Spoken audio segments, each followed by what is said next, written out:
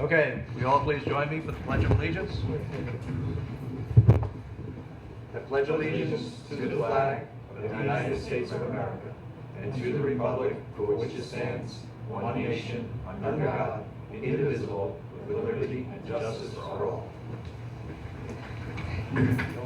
Believe that, do you? Can I get a roll call? Mr. Cook? Here. Mr. D'Andriano? Here. Mr. Rogan? Here. Ms. Smith? Here. Mr. Williams? Here. Somebody like to audit the bills? I'll make a motion to approve abstract number 7 dated April 16, 2021 in the amount of $216,389.38. So moved. Second. All in favor? Aye.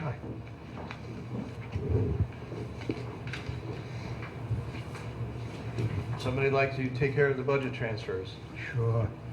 The following, we have two adjustment requests, 9 and 10. Number 9 is the following budget adjustment is necessary to allocate additional funds to the fire department's LoSAP Service Awards Program account for an increase in estimated costs. In addition, an increase of the refuse removal account to account for the 2020 and 2021 charges. So we have an increase in the appropriated fund balance account, $12,000. We have a decrease in judgment and claims, tax certiorari, of $410.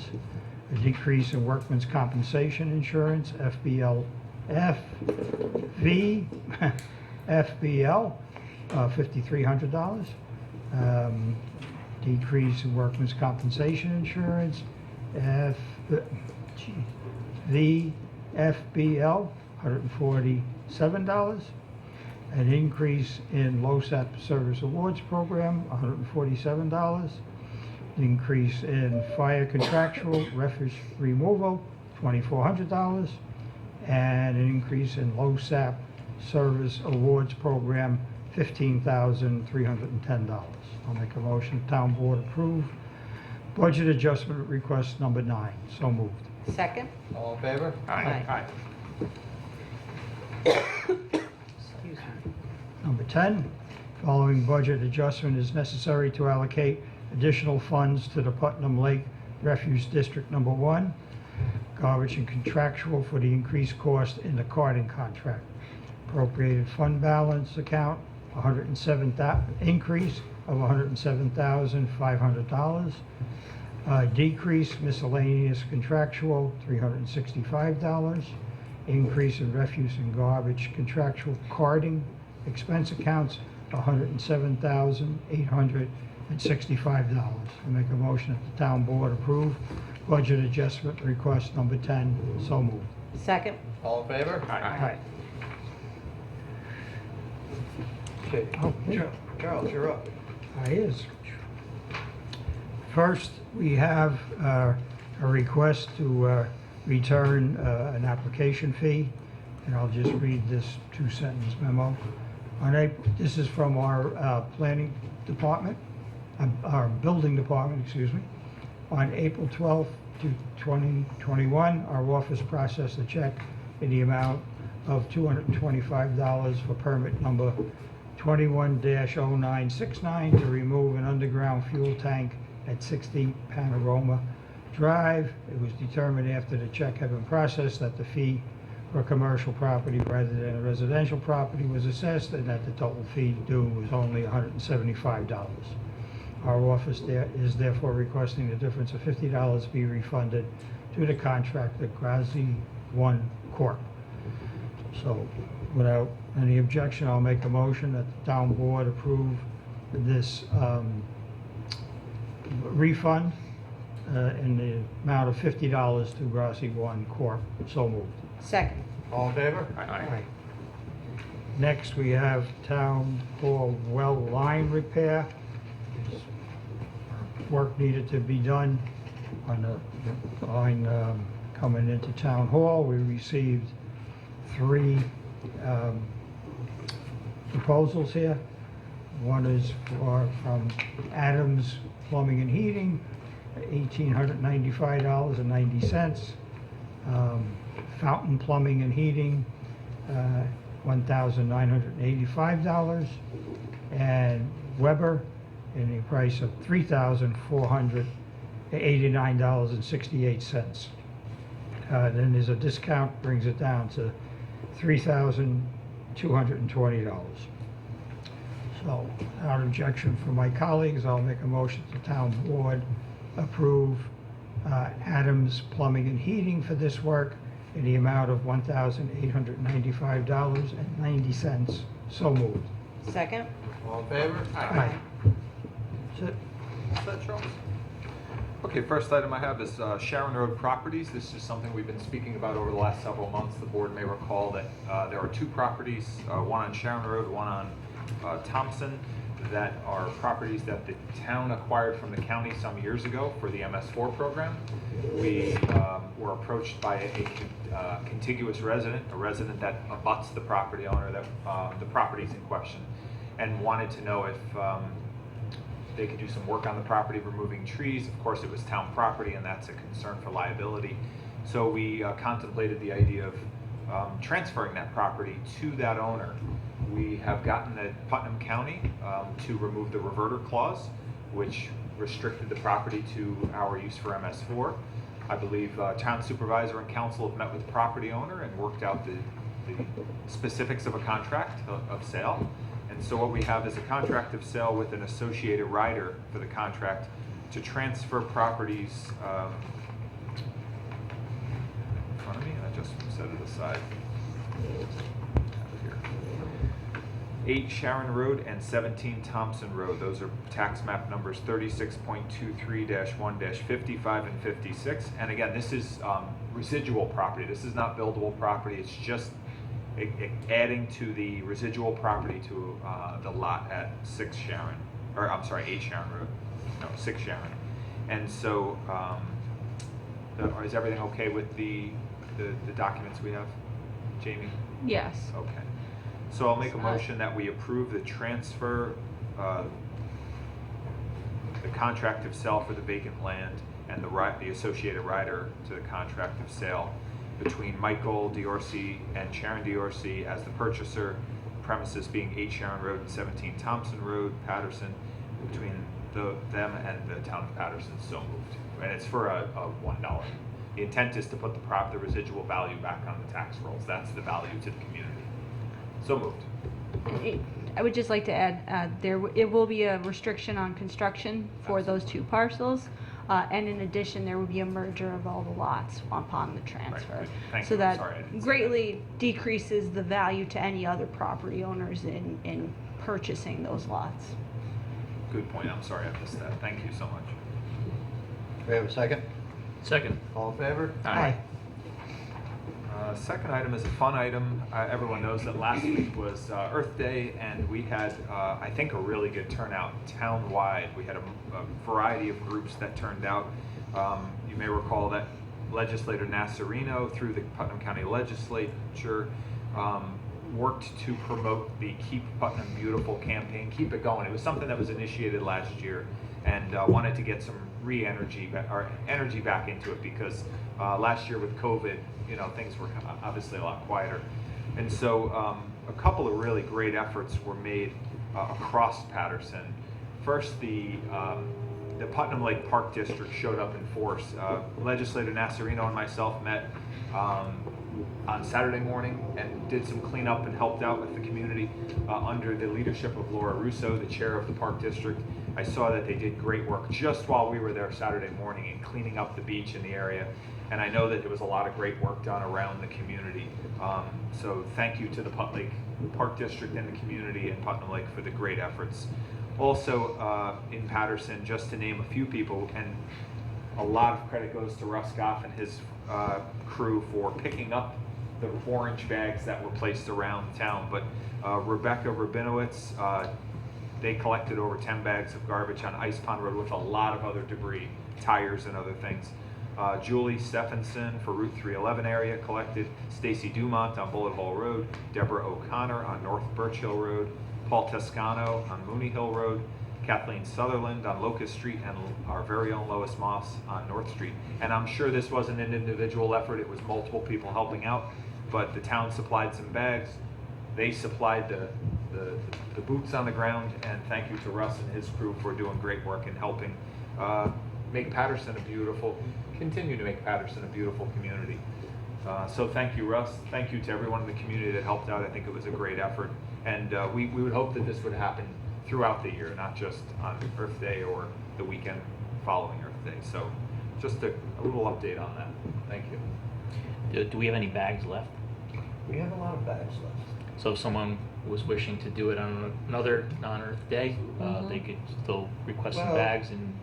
Certainly, they could request some bags. We also have to be mindful that, you know, we're looking for our highway sanitation department to go out and pick those bags up. So, you know, unless we can encourage people to, you know, just put them out with their regular garbage. Yeah. That would be great. Mhm. I mean, I do that all the time. I go up and down my road and I clean my road up and I just put it out with the regular garbage.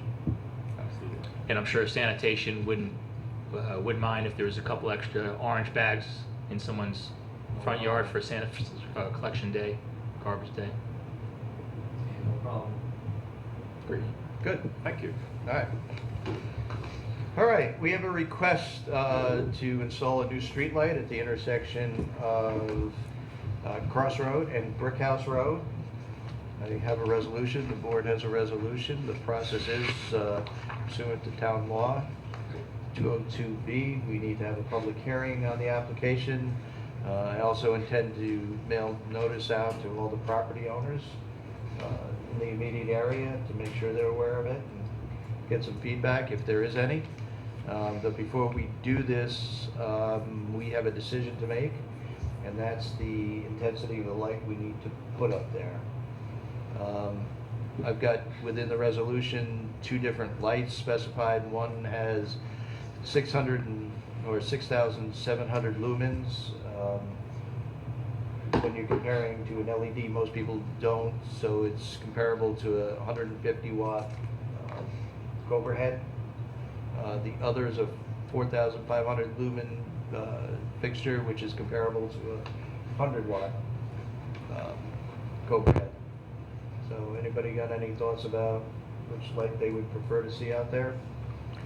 What are lights in the surrounding area? Do you have any idea? They're all over the place. You know, it depends on the intersection. This is a fairly large intersection, but it is in a residential neighborhood. This is also where there was an existing light at one time.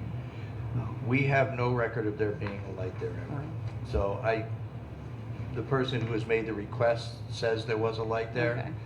But if there was, we should thank NYSEG because we weren't paying for it. I would suggest, since it's a residential neighborhood, to go with the lower lumens. I agree with Pete. I do as well. I mean, especially because we're saying that there was one there and we're not so sure. And if you compare it, probably even the lower, it's probably still brighter, you know, in comparison to the old lighting, so. And we're gonna have a public hearing on it. Yes. So if Get them up. I'd like to hear from residents that live in that area what they would like, you know, or not like. You know, be careful what you wish for. Sometimes I'm all for lighting up intersections, but in residential areas, you know, sometimes when it's like Yankee Stadium in your living room, Mhm. you know, your front yard, sometimes Yeah. You get used Sure. to it. Sure. All right, so we're going to do a 4,500 lumen street lamp. And having decided on that, I'd like to introduce this resolution for a proposed street light at the intersection of Crossroad and Brickhouse Road, and schedule a public hearing for May 22nd. Can I ask that the resolution be entered into the record as read? 22nd or 26th? What is it? 22nd? You said 22nd. 26th. Second. All in favor? Aye. All right, next on my agenda is a contract with M-Star. We talked a little bit about this at the last meeting, and based on our conversations, I did go back and in recognition of some of the concerns that were expressed to me, try to modify the language. I've been working with the town attorney and representatives of MSTAR. Understand that this contract simply allows the town to bill when a paramedic jumps on our rig. Because without this contract, we really can't bill for that service. And there is complications when you get into Medicare, Medicaid, where they will only accept one bill, and if there's two separate agencies, they can't bill. So we did modify paragraph 5, which was a concern to everybody, a little bit, to recognize that if the patient's already secured on the Patterson ambulance, Patterson's doing the transport. It's not coming back off, but that was an understanding we've had all along. So, anybody have any questions on the contract? So I would like that language to be changed even more. So the way it starts, advanced life support procedures or therapies are initiated in the MSTAR. The MSTAR unit is a transport capable ambulance. The patient care and transport will be on the MSTAR ambulance. It should read that if our EMTs, our town ambulance, is starting care, we should take that transport. So you're saying the first sentence should say if advanced life support procedures or therapies are initiated by Patterson? well, we but can't. we can't. We can't initiate sorry. advanced life support. So the issue is, my issue is, the way this reads, if MSTAR's around the corner, they're dispatched, it's an ALS call, our ambulance is on its way, they arrive first, okay? So they're going to be starting therapy, they're initiating care. So the way this reads is now that they're gonna take that call, they're gonna transport that. If it's an ALS patient, correct. But I could see if it's on their stretcher or they're securing their ambulance, yeah, we want to get that patient to the hospital.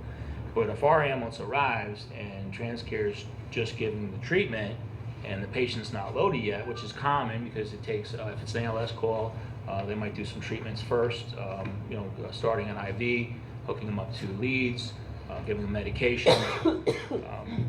Then they should still be transported on our ambulance once we get there. So our EMTs would bring the stretcher in, and then they would put them on our stretcher, and the paramedic would then ride on our ambulance. The problem that we've discussed about that is then that takes 2 ambulances out of service. We, right from the very beginning, had the opinion that we didn't want to take both ambulances out, even though our ambulance may just end up sitting there and we're not going to gain revenue. That it was more about patient care than it was about generating that revenue. So first of all, our EMTs are responding. They are they're assisting with treatment. They're on that call, so they're out of service for that time, and then we're not getting compensated at all. So this is the county contract. So the county contract on page 21 says, upon arrival at a scene, the paramedic will work in cooperation with the ambulance crew. If the paramedic determines that ALS intervention is necessary, they will transfer the ALS equipment to the agency's ambulance and accompany the crew and patients to the hospital.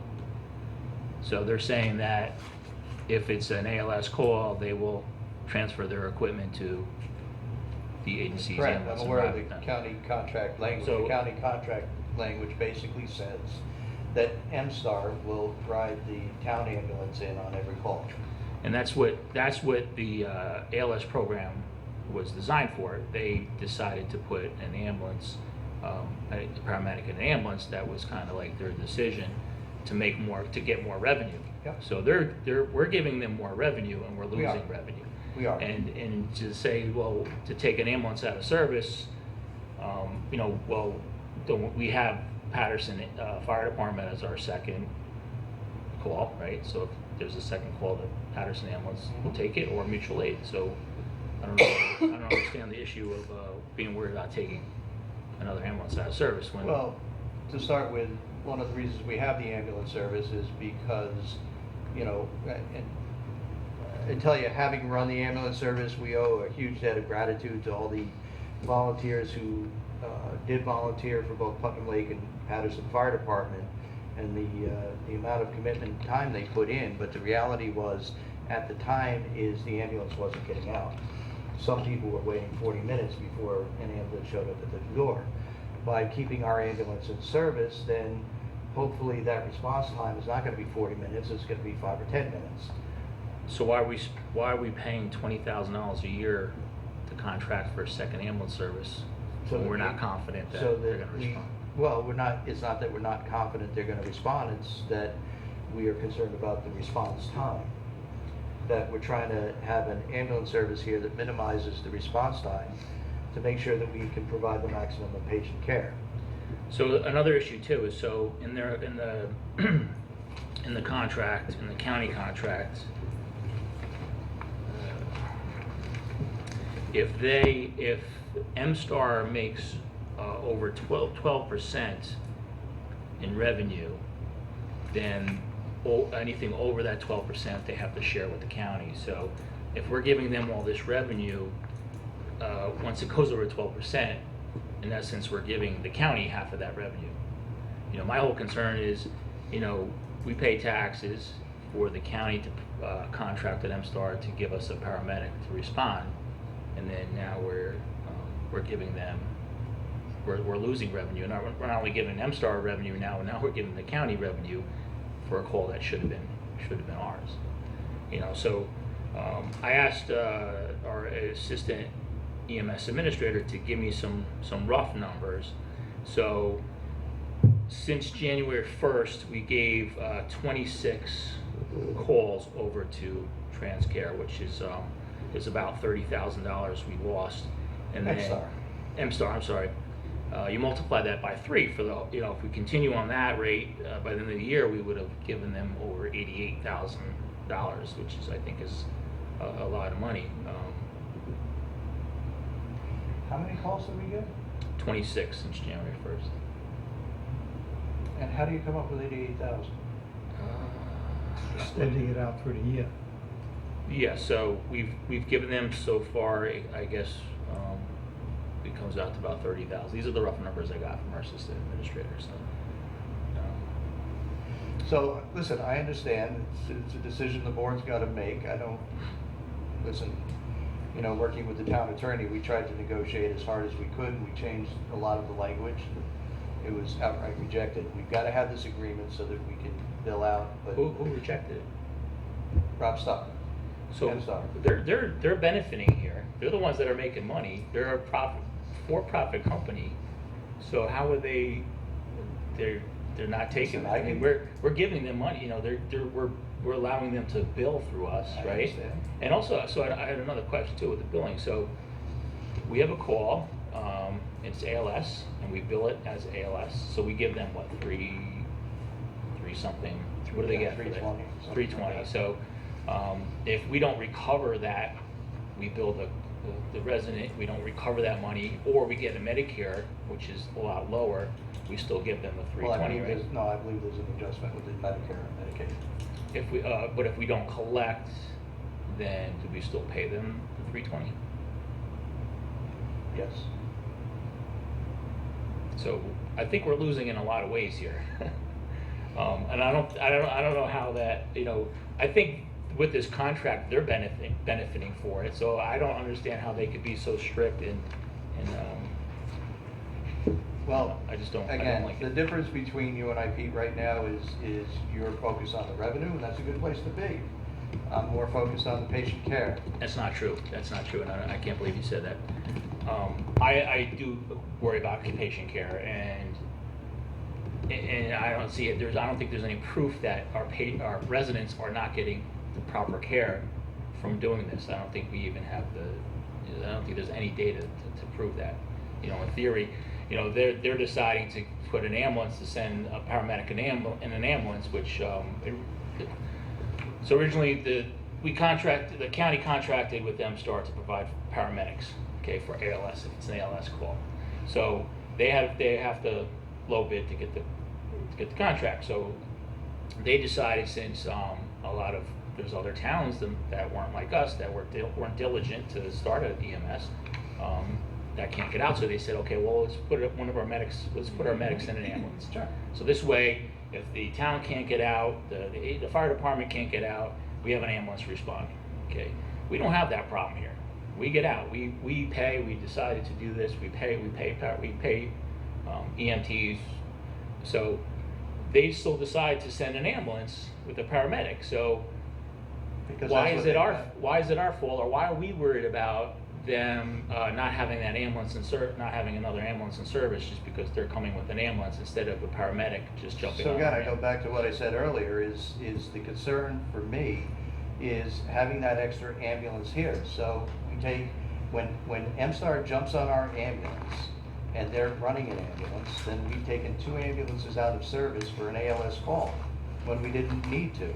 I'd rather So keep what's your our concern ambulance. though? What's your concern that there's So going to be a another? second call comes in. Okay, and that's why we have the Patterson Fire Department we contract with. I That's why we understand. have mutual aid. I understand, but So our I don't ambulance is gonna respond quicker. That's my concern, is providing the best service, not necessarily the revenue. I don't think the data shows that we're hurting the residents, that the care is not being given, that, Well- I mean, I think that's a very rare case. I and think don't it's a trade-off. So, what's the rest of the board feel? I just have a question. The numbers that you were given, are those that returned the calls over to the MSTAR? Yeah, those are Were they- calls. So there's a couple issues, Well, I just want to finish. Yeah. Were they ALS calls or BLS? ALS calls. Oh, okay. So they were, So rightfully so our so, we ambulance should be doing that. responded, the MSTAR ambulance responded with their paramedic, and we gave that patient over to MSTAR to do the transport. Okay, so the paramedic should have came on to our ambulance, and we should have Okay. done the transport. What it was fostering was, it was fostering a problem where our EMTs, it would be an ALS call, so they're dispatched to a cardiac problem or some kind of ALS call.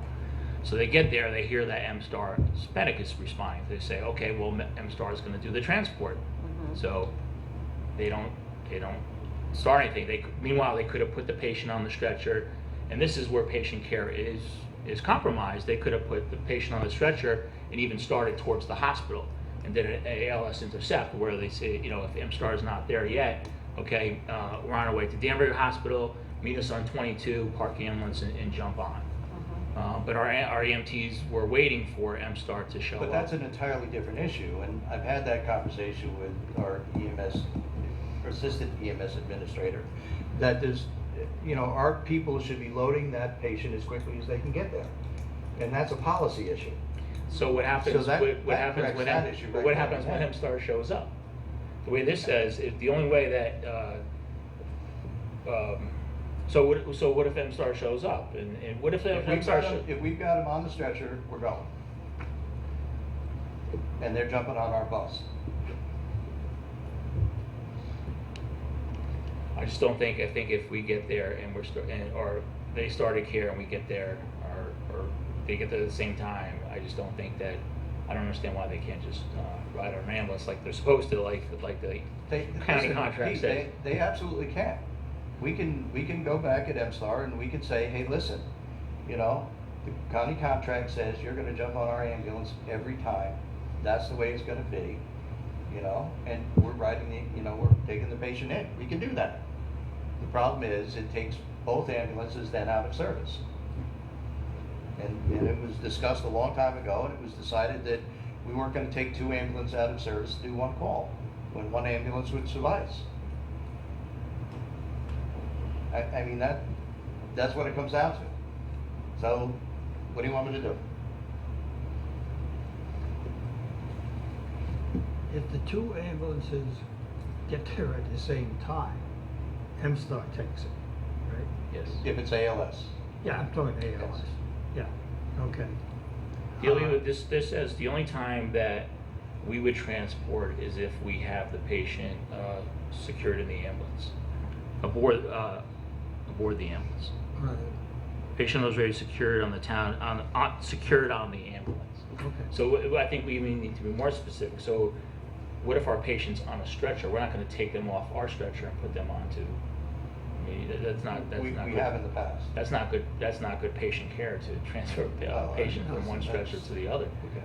You know, so, I mean. So does M-Star doesn't have another ambulance if they're, so say they're both out of service now, there isn't a third ambulance, M-Star doesn't have another one in the area? M-Star now has 2 ambulances with the paramedic. So they have 4 paramedics in the county. 2 of them are in fly car, which kind of doesn't make sense too. So 2 are in fly cars on the other side of the county, and 2 are in ambulances on this side of the county. This side of the county, we have us, we have our EMS. Brewster has M-Star employees they hire on their ambulances. We have Town of Carmel, who has actually paid now as well. So you would think they would put the ambulances on The other side of the other side of the county where they need them, you know, so.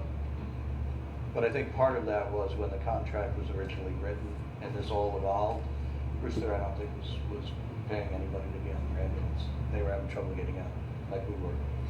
I think the contract's the same as it's been. I don't think that they revised it at the beginning of the year. They've been, Oh, they Brewster's, just roll it over. yeah, Brewster's had EMTs for a few years now, but probably when the original contract Right. was written, yeah. So, do you have, other than just eliminating this, I mean, I can go back and I can say, hey, listen, if it's on our stretcher, I can do that? Yeah, I mean, like I said in my email when I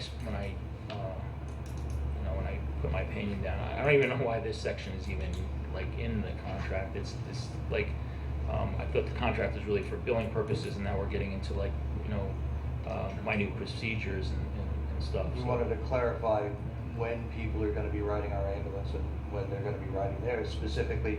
So what happened when we first started up, there was no contract, there was no agreement, and there started to get to be a little bit of a turf war about who's taking the patient.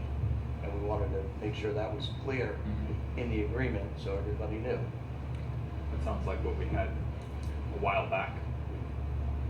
Fire department, didn't we? Where people were wanting to be first on scene for transport. Yep. Finally got through all those issues. Yeah. You remember? So I think it should say that the only time M-Star makes a transport is if they have a patient loaded before we arrive, before our town ambulance arrives. So if they get there and they have to load and go, that's fine. I want to get that patient to the hospital. If we're not there yet, if we're coming from another call, coming from the hospital from another call or something, and it's going to take us a while, by all means, let them take it. But I think if we're there, because I think it's too broad that it has to be on our ambulance, aboard our ambulance. If we're there, we're starting treatment, and they come to assist us. I think they should ride with us. So essentially, you're okay with paragraph 5, it's just the second sentence, you wanna flip the town of Patterson ambulance with the M-Star ambulance. Yeah, so it says, if advanced life support procedures or therapies are initiated, and the M-Star unit is a transport capable, the patient care and transport will be on the M-Star. I think that should be reversed.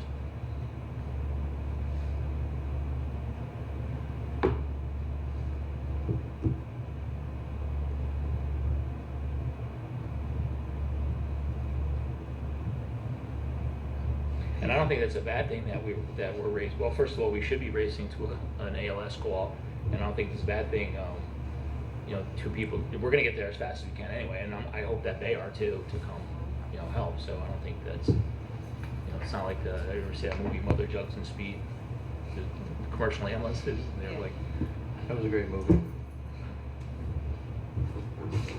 All right.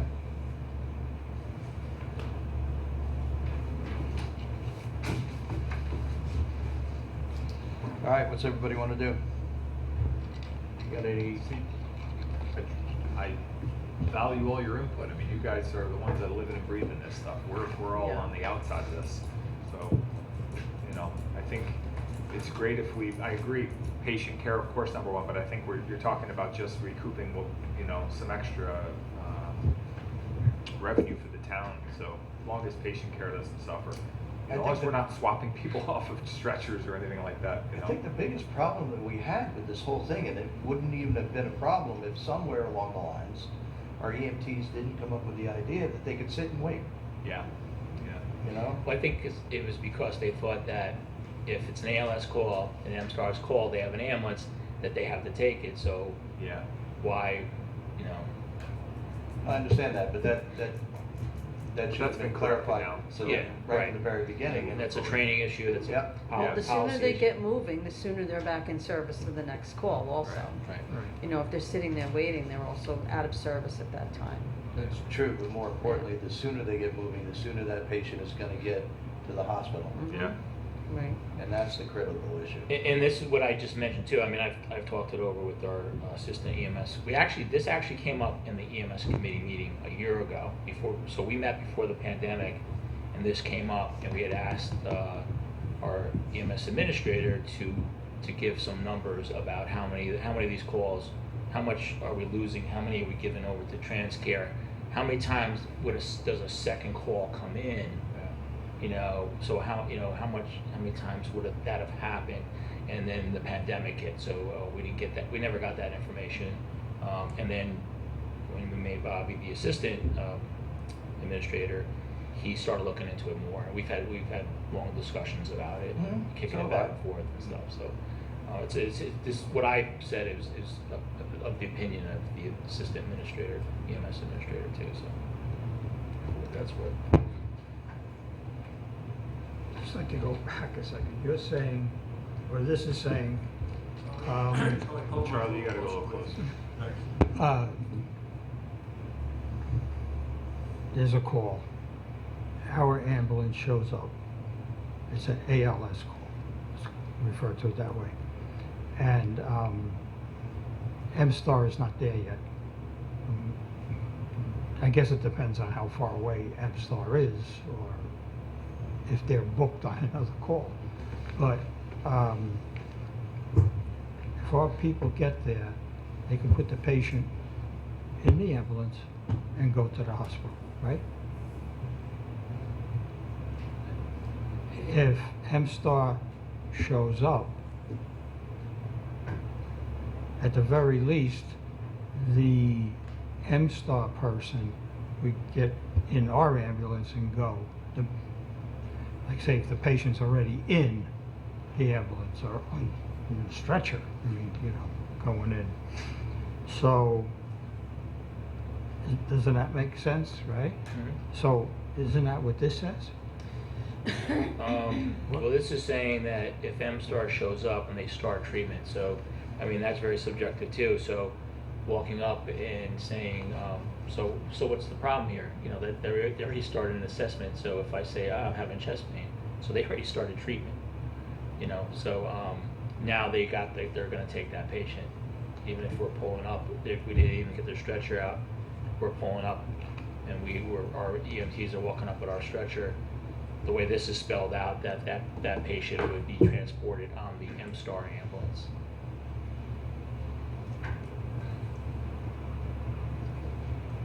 So what we really want is the M-STAR paramedic, whoever you refer to the person, on our ambulance with the patient going, right? Well, that's the $64 question here, yes. That's my suggestion. So unless M-STAR has that patient loaded on their stretcher, then if that's the case, they should transport. I don't think a patient should not be moved from one stretcher to Correct. the All right. other. So if they have them on their stretcher, they're there already, and they put them on the stretcher, then they should transport that patient. And we agree there. I think we agree there. Okay, so what has to be reworded here to get on a full agreement, if you will?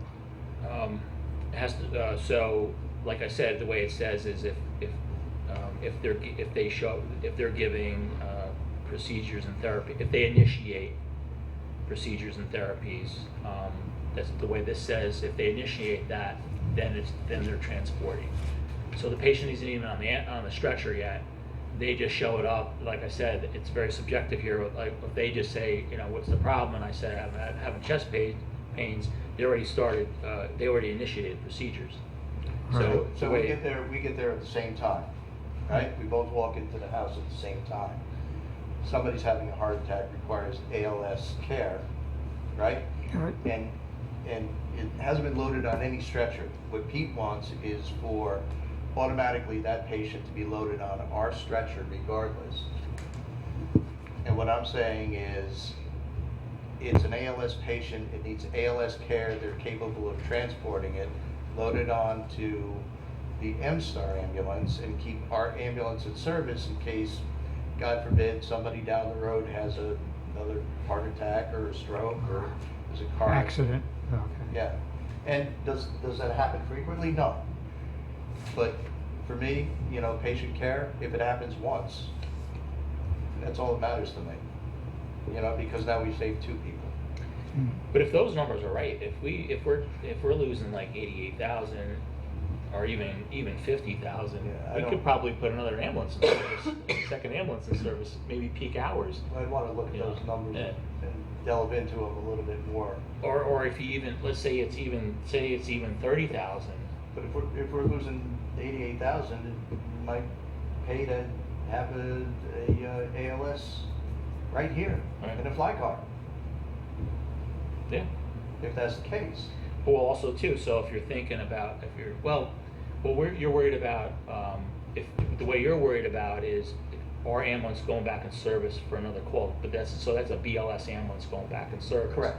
So, I mean, if these numbers are even close, even if it's, say we're giving them $30,000 a year, we're paying Patterson Fire Department $20,000 a year, that's $50,000 a year. We could probably put our second ambulance on the road, we could probably staff it with a second crew. We could look at, maybe we could run some numbers, look at peak time hours or whatever, and put a second crew on for $50,000, I don't know, we could get it done for 50,000. Well, with billing. We could start to take a look at it. Sure, just the salary and operating costs are probably more than that, but then that second crew now is also responding to calls and billing, and so income paying for a little bit of its operations. I think that would achieve both goals to do that. Second ambulance? Yes. So a second ambulance by itself isn't going to do it. We'd have to look at ALS. But to your point, you're worried about our ambulance being tied, so now there's 2 ambulances tied up. Correct. So, because you want our ambulance to go back in service, and that would be a BLS ambulance going back in service. Now that paramedic from our area now is tied up going to the hospital anyway. So if another ALS call came in, now we're waiting for a paramedic, could be on the other side of the county, or at least, Our ambulance would get the person to the hospital before that fly car probably showed up, right? So if we had a second BLS ambulance, we're not, So the perfect answer for this is something that I'm hoping is going to happen this year. And that's the county, this contract is up, and I don't think there's another renewal, so they have to go into another contract. And I know our assistant EMS administrator is involved in that. And I'm very happy to hear that. But the ideal situation is if we're swapping people, we swap both people and keep both ambulances in service. So if they're jumping on our rig, we jump on their rig, and we've got both ambulances still in service. That's the ideal. Now, when we go out on an ALS call, and I'm sorry that I don't know this, is it typical that we go to the local hospital, or do we It go depends. down? Oh, if it's ALS, they'll probably go to North- Danbury, okay, so it is a little Trauma further, center. Depending on the, Yeah. Mm-hmm. I mean, they could even go to Vassar or west of the medical center, depending on it, but that, they would probably call a helicopter before that. so. Okay. But we have gone down to Westchester. Yeah. Yeah. So now, I mean, that our It's ambulance is more out time. of service for a Mhm. very long time. Right.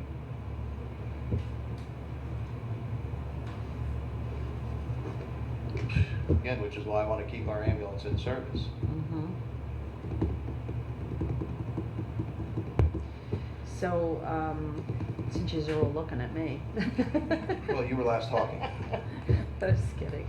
So if we go with the agreement right now, is that something that we can change? Well, let me ask Pete, just so I'm clear, if I change the language so that instead of being on the ambulance, the stretcher is key, will that work? If that's the compromise, I'll take that compromise. Okay, so how about, we introduce the resolution with the modification that we're changing it from the ambulance to the stretcher as the,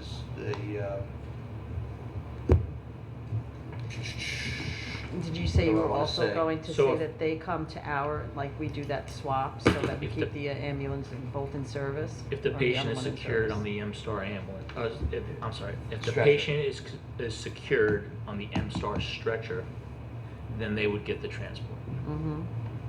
Otherwise, they would ride on ours. I think that's fair. all right. So I'll introduce this resolution to approve the M-Star contract with that modification that we've just identified, made to the contract. And ask that it be entered into the resolution, into the minutes as read. Do we have a second? Second. Second. All in favor? Aye. All right. But is M-Star okay with that? We will find out. And if Can I not, just- we'll just be go back back? next meeting. Just go back a second, not on that resolution, but you mentioned that the county is in talks with M-Star. The county, I believe, is currently evaluating what they are going to be putting out for bid for ALS service. And that would be what, like effective January 1st? I mean, this goes to I believe it December goes- 31st. Yes, it would be effective January 1st. So January 1st, we may have a whole other ambulance service, you know, in Putnam County that is providing ALS service. Or the county may decide to go in a different direction. Mhm.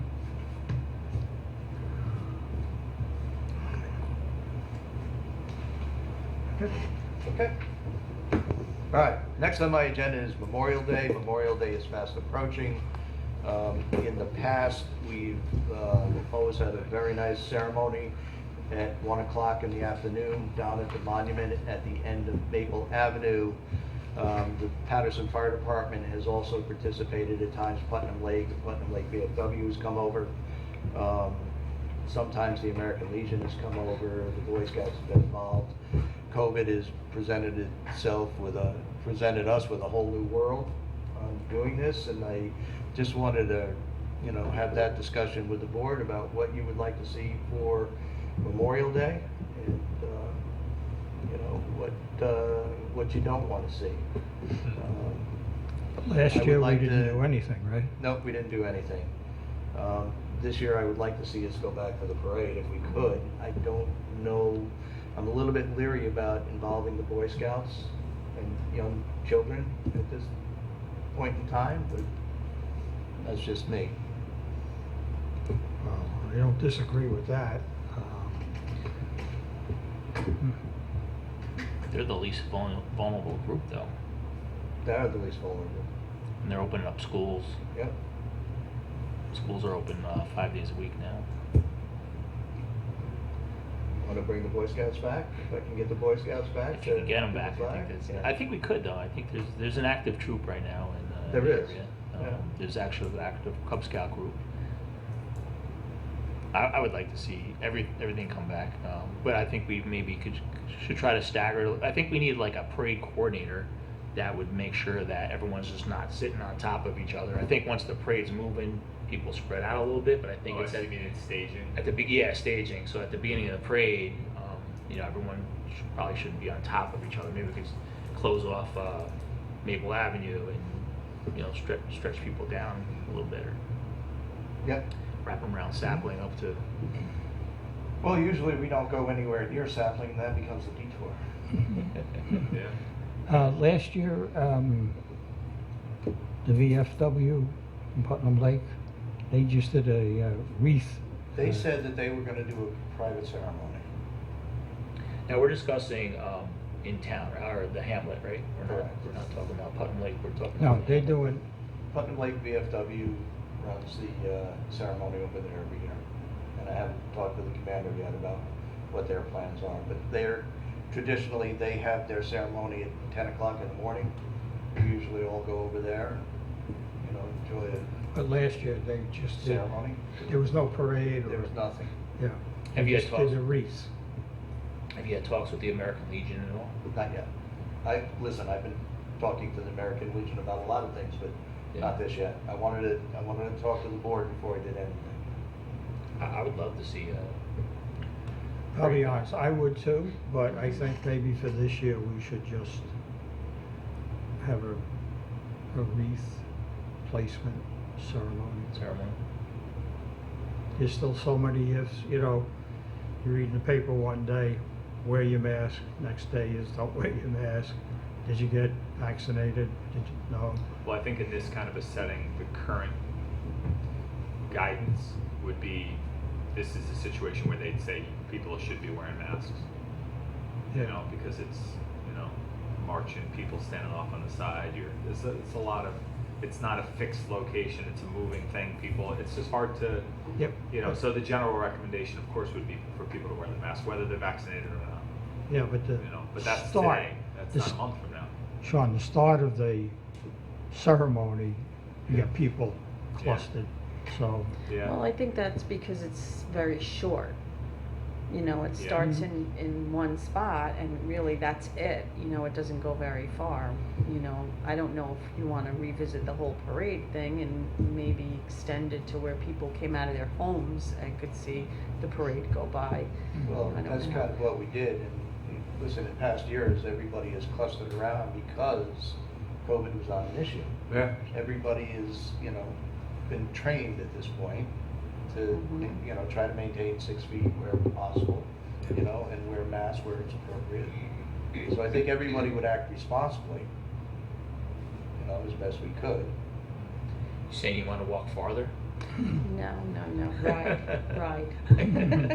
That's what we did, when school was shut down all that time, we organized parades and we posted the routes where the buses would go and they decorated the vehicles and, we had 3 buses go in this area, 3 go in that area. I mean, I don't know if we could just do like a straight, maybe from the Lawler building up this way, it makes it a little longer, go down Cornwall, come up, I don't know.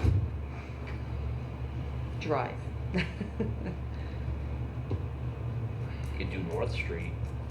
Might be easier to line people up. Start there to the firehouse. Yeah, but the problem is Memorial, the Memorial at the end of Maple Avenue is where we do the wreaths. Mm-hmm. Yeah. Yeah. I understand Charlie's concern. I think the parade is a great idea, but I think I'm trying to, it's so tough with the guidance. The guidance seems to change weekly and it's hard to keep up on everything. But right now it seems to indicate that they're looking for social gatherings outside to be no more than 200 people. Mhm. Well, a parade, the good news is you can kind of spread people out, so it's not a gathering. You could have a bigger problem with, not here, but because we don't have those numbers, but even in Putnam Lake they do get a really great turnout, and that is Yeah. so. I mean, there's room; people can spread out, but that's why guidelines are guidelines. They're intended to convey a message or an intent, but none of them fit in perfectly. I haven't seen parade guidance yet for this season. I've seen it. They're talking about graduation. They're encouraging those types of events. Maybe as a parade or as other things, but it's hard to control people. Yeah, I mean, Yeah, but also at graduation, they can, limit the amount of people that are allowed to Right. attend. At a parade, That's right. we can't really do Parade's that. a little more open. So, have you heard of anybody else planning or? Well, we got notice today, I've got it in the package tonight, that the Elks Club is doing a Flag Day ceremony as they've done in the past, June 6th. Yeah. And we're talking about the parade, we're talking about 4 weeks from now, right? Pretty Yeah. much. Yeah, so it's, Yeah. Not tough. that far. a lot for 4 weeks. Yeah. I think just the wreaths ceremony would be fine. But Yeah, maybe we can invite the fire department down to, with the ceremony or something like that. I think that's what we were kind of doing. We did the ceremony. I think that's what we did last year, didn't we? Did the ceremony and then we went back over to the. We didn't do anything last year. No. We did? No, we were closed down. That was 2 years ago already? Yeah, it was 2 years Yeah. ago. But yeah, typically we invite the fire department down, you know, we all march down to we have a little ceremony down here, we march all the way back to the firehouse, we have a little ceremony over there. Mhm. In the past, they offered everybody hot dogs, Yeah. Very nice. so. Yeah. What do you want? You want to do it? We can, I mean, you can plan for it and we'll know we'll just follow the best we can and, you know, see what the guidance is. Because it's been getting better and better for these kind of events, but I don't think we're quite there yet. Yeah. If it helps, they are having organized races to a certain extent in the city again, in Central Park. Yeah, they do, you know, they require masks, but it's somewhat similar. They break up the starting groups, more distance between them, Yeah. but they are starting to hold them again. Yeah, like I said, if we had someone that can actually people, one person, and I'm not volunteering, but if we had a group that could maybe stage them, Yeah. make sure everyone's wearing masks, Yeah, that's you know, the we hard part. advertise facial coverings. Mhm. Well, listen, I will certainly work on that. See if we can get it done. Tomorrow I'll take a deeper dive into the current latest and greatest guidance. Because like I said, it's so varied, you know, but just try to see if we can pin down what the guidance would be, you know, the current guidance would be on this. But it seems like it's pretty straightforward. It's, you know, you're clumping people together, do the best to keep them spread apart, wear masks, especially when you're not around your immediate, you know, if you're sitting on your front yard watching the parade go by and you're just with your family, well, that's up to you, but, Right. you know, that's different. But, you know, the problem is we're on guidance overload at this point. There's too much guidance, and so it's hard Oh, sometimes and to it changes and it changes daily. without notice. So it's exhausting, you know. So for the people watching, if they're interested, contact your office. If they're Contact interested my in office they if have a you- Boy Scout troop or something, they want to. Yes, absolutely. We're gonna try to do something memorial. We're gonna go back to the parade. Be nice to get some Memorial twirlers. Anybody out there have kids who are twirlers or something, Day. right? Well, we gotta get flags. Flags Flags. and convertible, nice sports convertible for Mary to ride in. Yeah. Pete? Right, not walk. Yeah. All right, Mary, let's move on. Okay, so we're only 3 weeks away from the opening of the beaches up in Putnam Lake, and we'd like to have some weed harvesting done. We've received, Nothing to do with the marijuana laws that are going on right now. Yes. We received a quote here. We did actually, Laura reached out to 3 different companies. One declined to bid. One had a lot of questions and didn't get their price in. So we're going to go with C&D Maintenance at a reduced rate. If we do both Jackson and Warren Beach together, the individual pricing was $3,200 a piece. So if we take them on to do both beaches, it would be a total of $6,000. So I'm gonna make a motion to approve C&D Maintenance to do the harvesting for weed removal on both beach areas. They will have a dump trailer, truck, and operator for removal and disposal of these weeds in the amount of $6,000. So moved. Second. All in favor? Hi. Town clerk, Ms. Eileen Fitzpatrick, has made a recommendation that we increase our vendor permit fee, as it seems that all of the surrounding towns, Putnam Valley, Southeast, and Town of Carmel, are all significantly higher than ours. So we're going to raise from $50 per year for a vendor permit to $200 per year. I think that that's a fair price. And as usual, all veterans are free. So I'll make a motion to increase the vendor permit to $200 per year. So moved. Second. No. No? Got that one. Oh. Am I reading this wrong?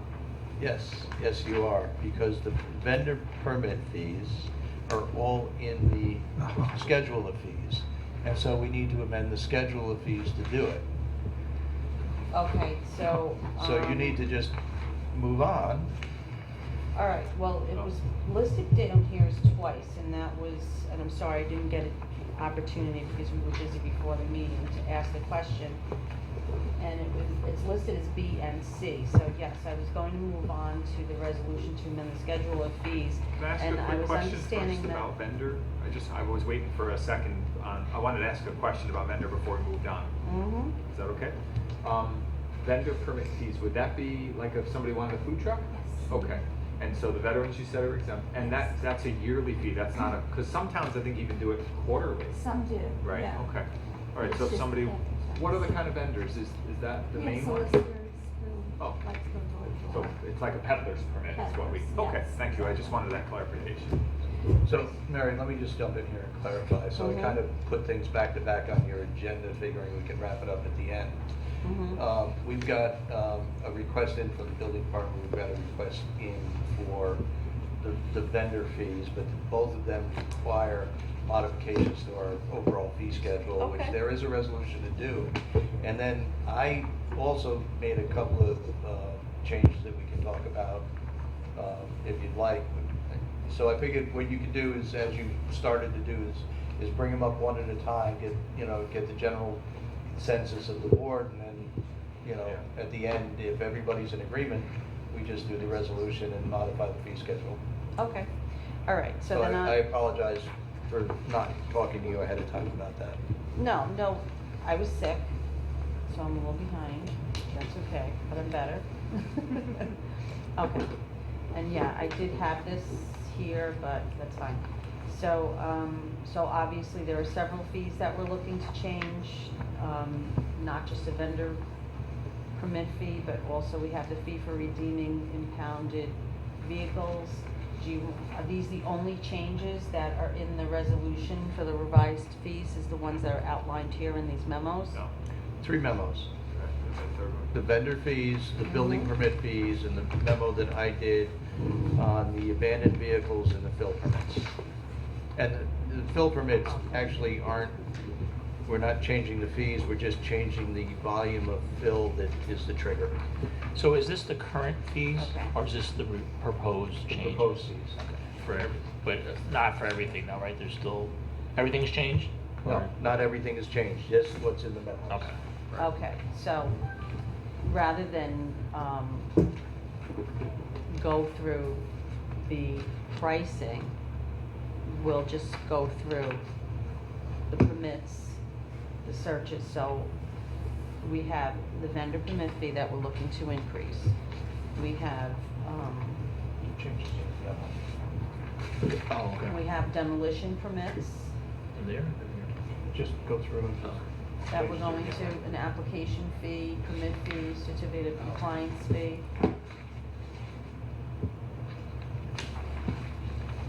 Which would be based on the price of the job, whether it's $10,000 and under.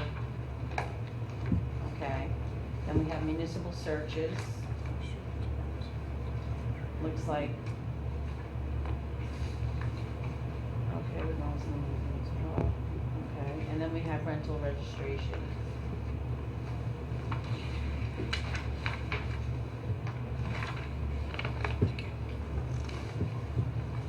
Okay. So it doesn't seem that the increases are significant. Do you guys want to discuss these, or do you just want me to move to the resolution? Because,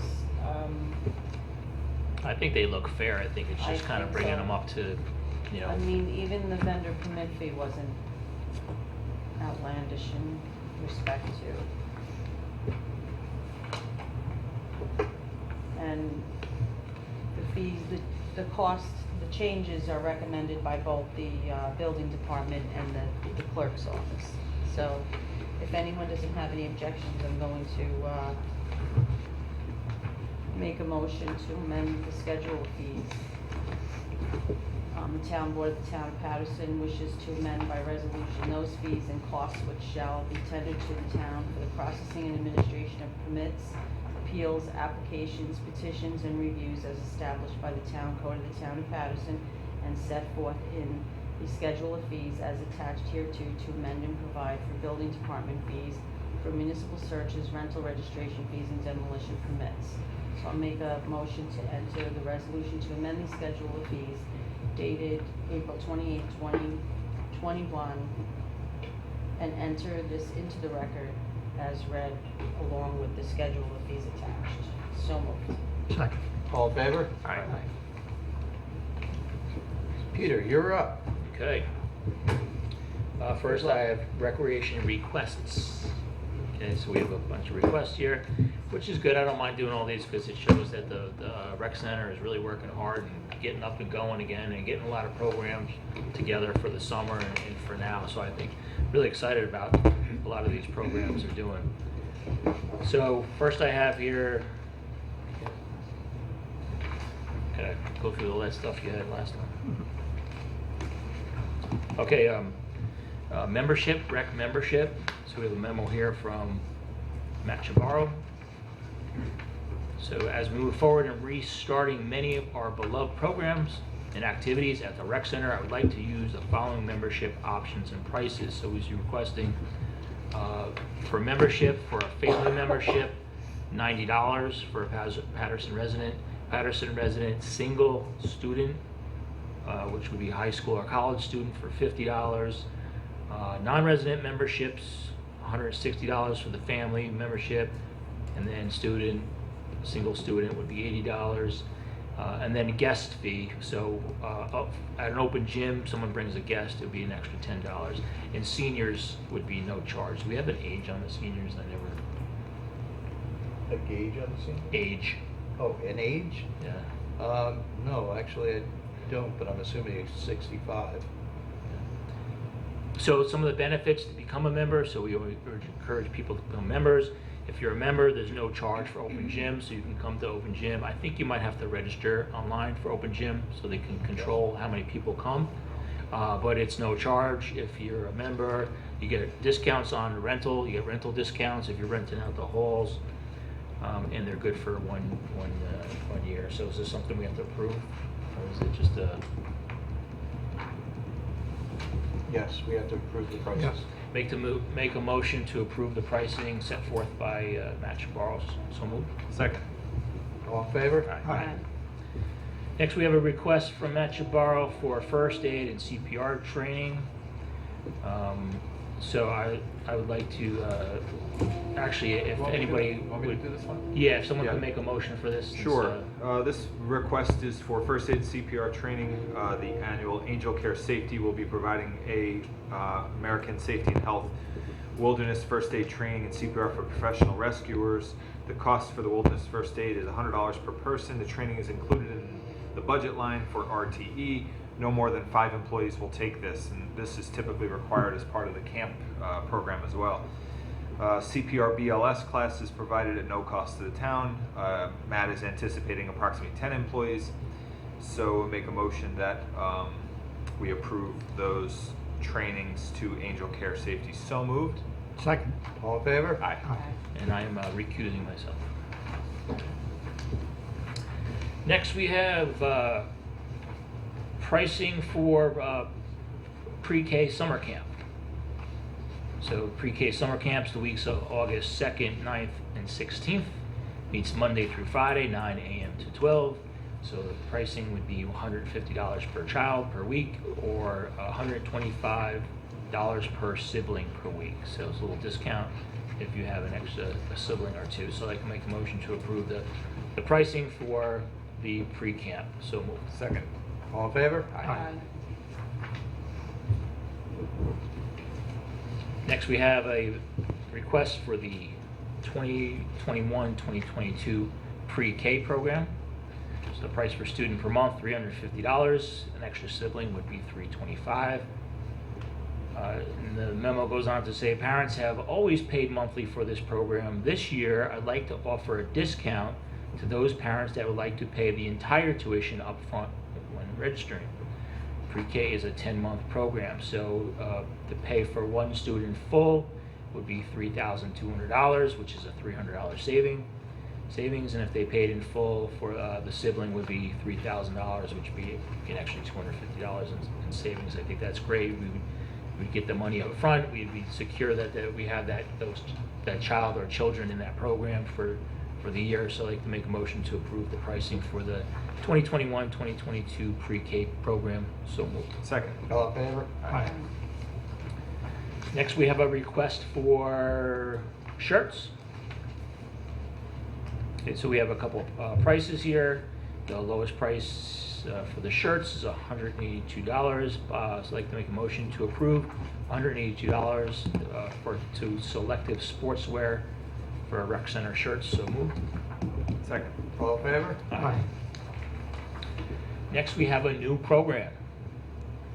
In the memo from Matt Chabarro says, I would like to offer a new program to our lineup, Net Sports Night.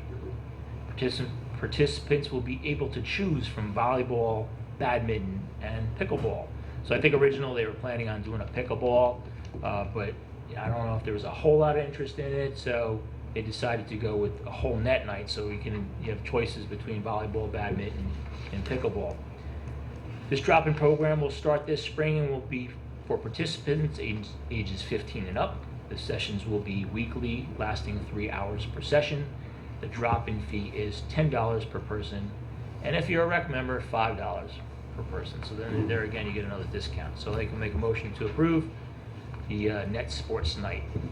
So moved. Second. All in favor? Aye.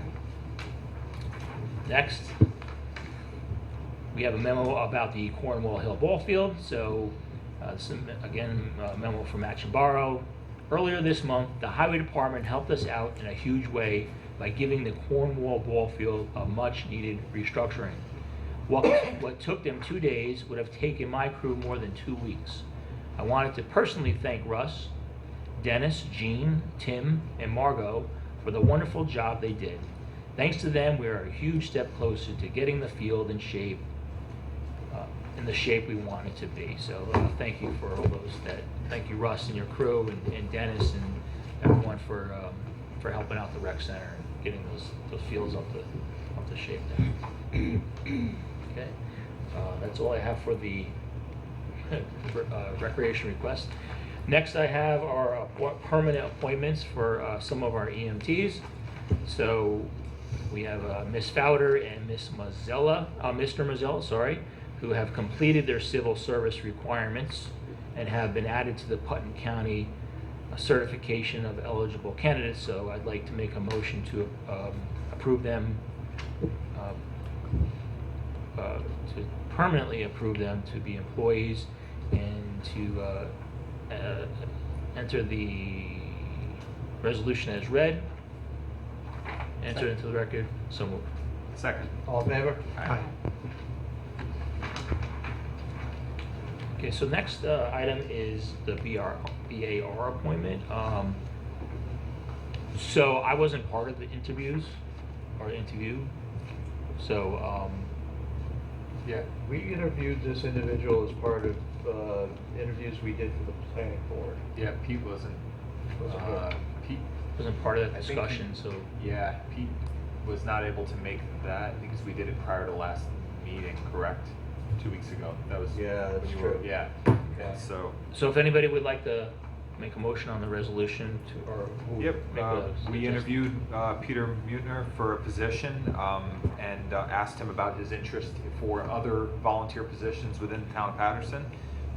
We think that it'd be great to give him some experience on a board, and this is something that he was willing to take on. It's not what he originally interviewed for, but it shows a willingness to serve in a capacity in town. And so we have a resolution to appoint Peter Mutner for a position on the BAR for the unexpired term, which expires September 30th, 2021. So I'll make a motion, we approve the resolution and enter it into the record as though read. So moved. Second. All in favor? Aye. Aye. And that is all I have. Okay. Does any board member have any other business? So I have two announcements. First announcement is Flag Day ceremony. So the Brewster Elks Lodge, number 22101 on Route 22 of Middletown Road, on Monday, June 14th, 2021 at 6 p.m., rain or shine. Flag Day is a day for all Americans to show respect for our flag and to celebrate the spirit of patriotism. It represents our independence and unity as a nation and has a proud and glorious history. At the lead of every battle fought by Americans, many people have died protecting it. Our flag even stands proudly on the surface of the moon. So they're going to have a guest speaker, Mary Ellen Odell, County Executive. So bring your family, friends, and neighbors to witness this most prestigious event. Refreshments will be served after the ceremony. So again, June 14th at the Brewster Alps Lodge at 6 p.m. If you want to get a shot of this, Paul?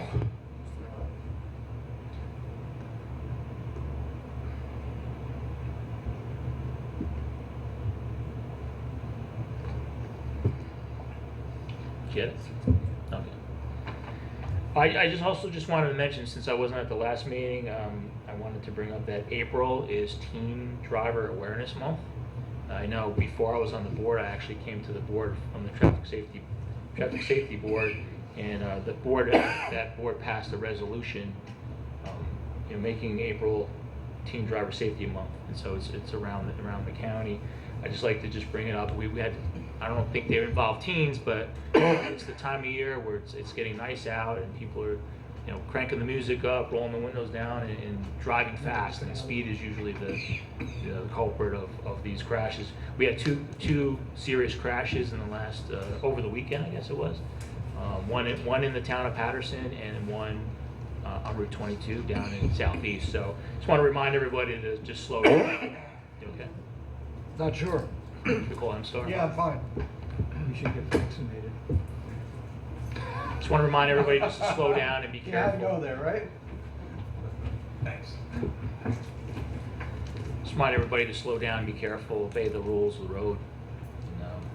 Now that since it is Teen Driver Awareness Month, I do have a 18-year-old that's been driving, and my 16-year-old just got her permit. So, for their sake, please drive safely. That's all I have. And the other board member have any other business? Read this. Go ahead. Town Board received the memo from our town clerk, Eileen Fitzpatrick, concerning the Westchester Putnam Clerk Scholarship.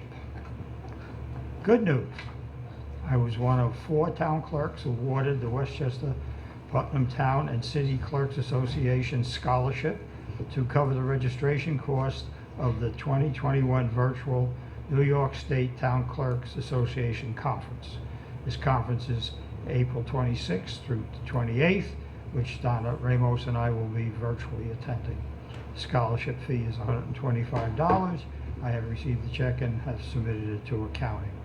So congratulations there, Ms. Town Clerk, on your scholarship, and have a good conference. Yes, it was great. It was the past 3 days. Oh, it has. Yeah, Oh. today was the last day. I It said, was good. Different, but good. It's tough on Zoom or whatever it Yeah, was. yeah, Virtual. especially when you have to conduct the office also. Mm. So, but it was good. So. Well, we didn't have to I pay like it mileage in and person lodging. better. What's that? We didn't have to pay mileage and lodging. That's right, that's right. And I got the 125 free. Excellent. So, it's great. Okay, I do have 2 more pieces of business that came in today to my office that I think we need to act on. One is VFIS manages our LoSAP program, and we finally got an agreement, a service agreement with them. There's actually a $500 increase in the expense for them to manage our program due to the proposition that was passed last year. Other than that, all the terms are basically the same. So I'd like to make a motion to approve the length of service awards program service agreement between the town of Patterson and VFIS for $3,500 plus $15 per participant. How many participants are there? I don't know. Probably a couple hundred. Make a motion. I made a motion. Second. All in favor? Aye. All right. The second piece of business, I received today a request. Apparently, we had a problem with one of the ambulances last night. It resulted in M-Star having to take the transport, unfortunately. And we do need to get the ambulance repaired.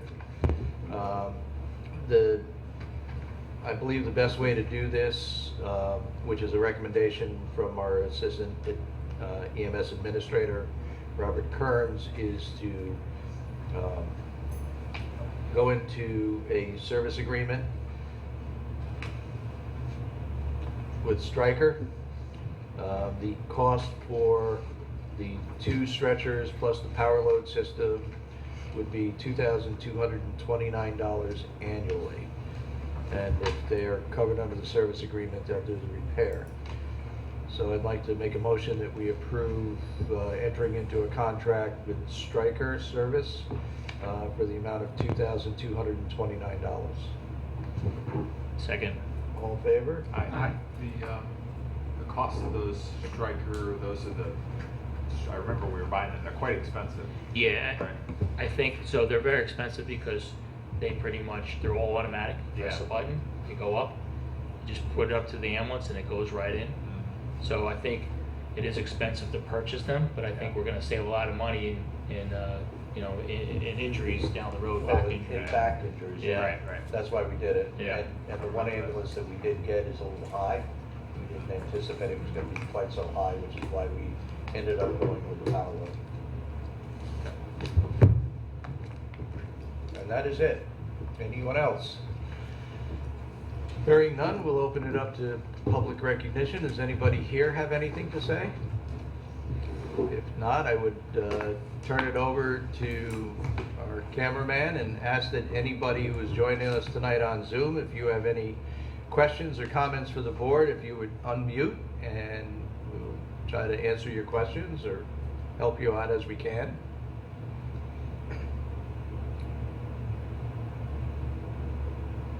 No one's unmuting? Do we need an executive session? Do you want to go into executive session? All right, so I'll make the motion, we go into executive session for the purposes of contractual issues. I participated today in a mediated session to work on our EMS contract, and I just want to update the board on what was discussed. Can I get a second? Second. All in favor? Aye. Okay, Great. thank you all.